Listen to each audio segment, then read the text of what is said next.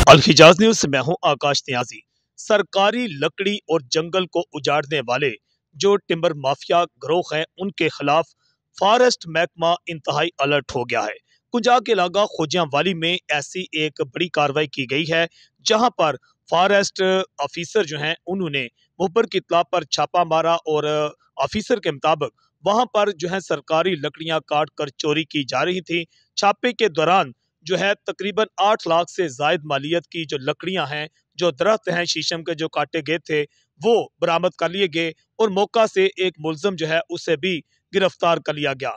थाना कुंजा पुलिस ने इस सिलसिले में फॉरेस्ट ऑफिसर जावेद इकबाल सकना दारोवाल की मदयत में नामजद मुलजमान के खिलाफ मुकदमा दर्ज किया है, जिनमें कमर इफ्तार, सफीर इफ्तार और जहीर अब्बास सकना खोजियां वाली, उमैर अकरम सकना खोजियां वाली, मुनीर साजिद, इमरान सकना खोजियां वाली और 10 नामालूम जो मुलजमान हैं उनके खिलाफ कार्रवाई की गई है।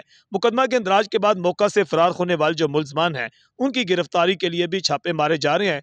FIR में लिखा गया है कि टिम्बर माफिया का एक बहुत बड़ा गिरोह जो है इसमें मुलव्वस है और सरकारी लकड़ियां चोरी करने वाले जो लोग हैं उनके खिलाफ वसी पैमाने पर ऑपरेशन का आगाज कर दिया गया है। अल हिजाज न्यूज से मैं हूँ आकाश नियाजी।